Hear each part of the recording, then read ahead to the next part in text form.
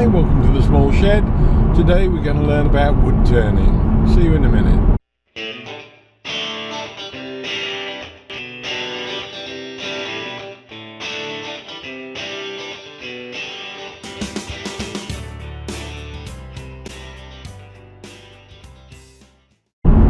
Well, it's another early start. I'm off down to Martock in Somerset today, to Yandles again, and I'm starting a 2-day wood turning course to see if we can't get the hang of messing around with making wood round. It was a present I had for my birthday in September, and I've been looking forward to it for a couple of months now. I had one or two forays into playing with the lathe, but I haven't really felt comfortable unless I knew what I was doing, because there's an awful lot of danger, I think, in lumps of wood spinning round on a large motor and very long sharp chisels. And it was something that, although there were people at the wood turning group that were guiding, and I've had a couple of hands-on sessions of 5 or 10 minutes, but not a lot more, but I didn't really want to start getting into it until I'd had some proper tuition. So we've loaded up the car with stuff, and hopefully we'll soon be there and we can start and see what it's all about. I'm not sure yet how much filming I'll be able to do when I'm there, but hopefully we can get some film video of what's going on and pass it on. So yeah, we'll go and have a look and see once we get there.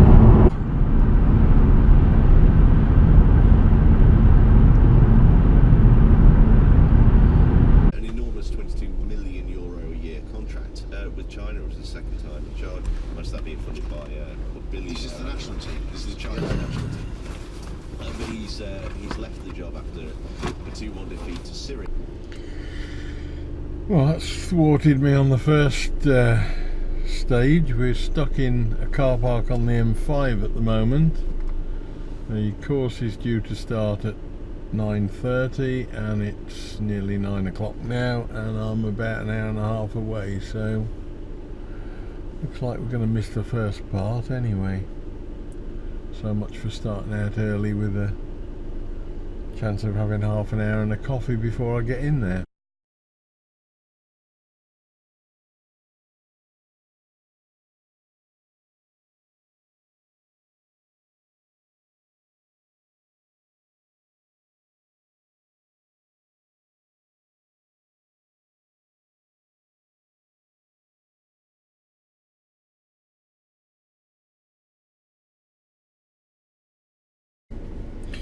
Well, this is really not going well. It's 12 o'clock now and I've spent the last 3.5 hours doing 13 miles. So I've tried to ring Yandles to see whether it's even worth bothering turning up, because I'm more than likely to disrupt the class if you arrive halfway through.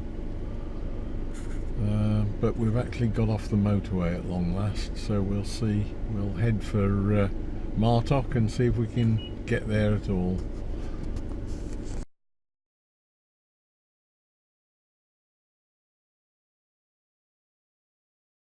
So once I managed finally to get there, first thing I got put on was turning coves and beads, which are basically two of the fundamental three things. There's only 3 cuts: a straight cut, bead or a cove, and we spent early part of the afternoon, just after lunch, learning how that works, the right sort of process to do it.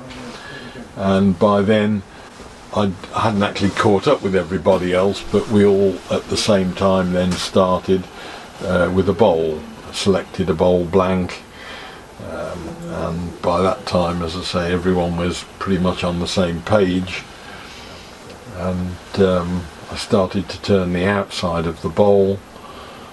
The aim was to get the outside done that night, and then the following day it would be finished off and then turned round and hollowed out.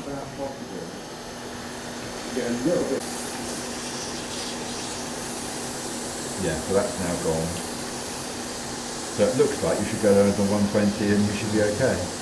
It may be, can you see where this, up here, Yeah. you've got a slight sort of dulling, Yeah.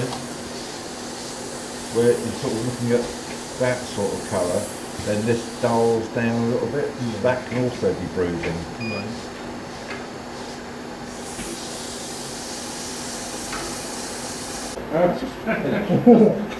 Well, that's why I adjusted it for 99. I was waiting for you, but you carry on if you need it. Don't forget to do this screw. Presumably we're ready to take it off now. No, we've got to polish it now. Little ridges. Yes.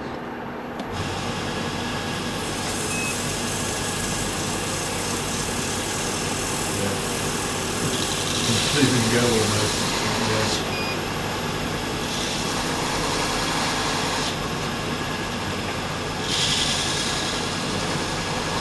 Because they're sitting on the surface, they'll just off. go. Yeah. Yeah, I understand what the boys that say, oh no, you should use a scraper around there because that'll take all those ridges away. Yes, it will, but you'll also lift the grain up as well, so you'll tear the grain out as it comes round to the end grain. So the end grain has a tendency to shatter and tear with the scraper, whereas it doesn't as much with an edge tool. Yeah? You should just cut it off before it's even moved at all. Whereas with a scraper, you're putting quite a lot of pressure on there, and you're tearing while you cut it. Unless you've got a beautiful wire edge, and you're just touching the wire edge, that's a real balancing game. Whereas on edge tool, I've got a bit more control. Well, morning, it's Sunday morning at 8 o'clock. Let's hope we have a better journey this morning. The motorway is clear. Hopefully nobody's put a car under a lorry, and I think we've got a clear run down to Yandles. It was a bit of a disaster yesterday really, but we got there about 1 o'clock, and although that put me something like 3 hours behind, Paul's been brilliant, and I had, I don't know, quarter of an hour or more chopped off their lunchtime, so he gave me a bit of one-to-one tuition just to get me up to speed on a couple of things. He then did disproportionate amount of time with me after lunch, just again trying to catch me up a bit while some of the others carried on with stuff that he'd made them capable of doing in the morning. And then they went above and beyond last night. The course should finish around 4:30. I was there till 6:15 with Paul getting effectively again one-to-one tuition. So in theory, in terms of hours, I'm probably only about half an hour or so down on the course at the moment, and a lot of that has been one-on-one rather than one-on-4, so very pleased.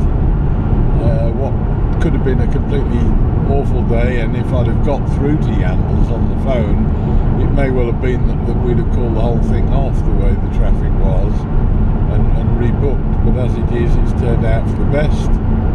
And I got half a bowl finished yesterday, if there is such a thing. I suppose it's a lump of turned timber until you get the inside hollowed out, but it's the outside's all done and sanded up. And get back today and see if we can't finish that off and come home with something that we've actually made. So next day off, first job was to apply some Hampshire sheen.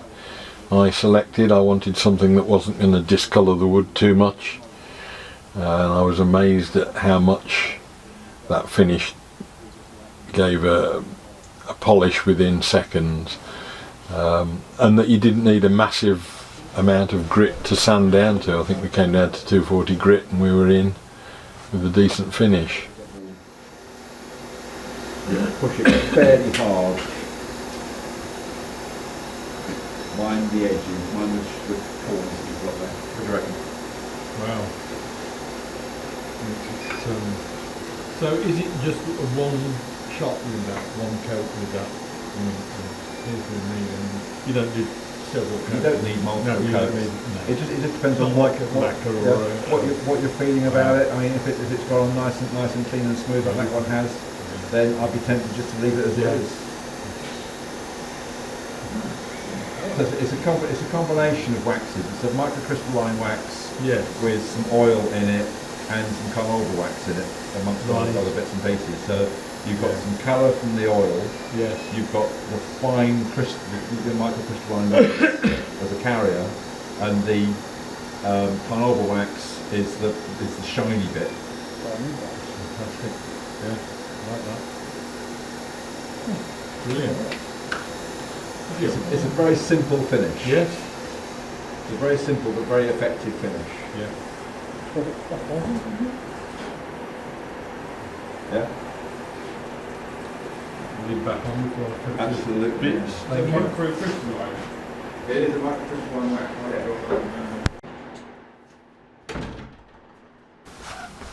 So having finished the outside of the bowl, got a decent sheen on it, it was remounted in the chuck and made a start on hollowing out the middle. It's first of all just establishing the depth I needed to go to so I didn't go right through to the chuck, dig a hole out there and then start and gouge out. Quite a satisfying feeling just to, when you hit the right spot and the wood starts flying out, it's very satisfying. And by this time I'd got some confidence that it wasn't going to bite me. Once you hit that spot on the chisel, shavings just come flying out. It's something I'm thinking I might not want to do in the shed because of the amount of mess that it makes, but we'll see. Maybe I'll just use the laid down at mending sheds. You can see from this the problem with the sanding is the amount of dust it produces, and it took the lens on the camera out without me realising. It's quite filthy at the moment. It's a good job I took the mask with me, the respirator. And again, once that was sanded down, another coat of the Hampshire sheen inside, and then polish it off, and that was pretty much the bowl finished.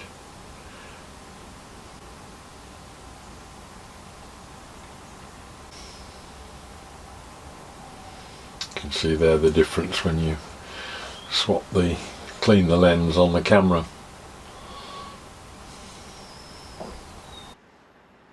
So there we have it, the first bowl to come out the shed. Well, that's not quite true in that it hasn't come out the shed and it's not the first bowl. It's the first turned bowl that I've made and I'm happy with it. I know it has its faults, I know it's not brilliant, but the whole process was one of great satisfaction. Thanks to Paul Ridler for his patience, thanks to Yandles for organising the course. I'd recommend it for anybody that wants to start turning because it gives you the basic grounding that hopefully makes you feel safe when you're doing any future work on your own. I said it wasn't the first one. You may remember that about 18 months ago the channel started pretty much with the Keith Brown bowl without a lathe challenge, and I think if nothing else that demonstrates pretty well the change and progress that we've made. That was made out of plywood, cut out and just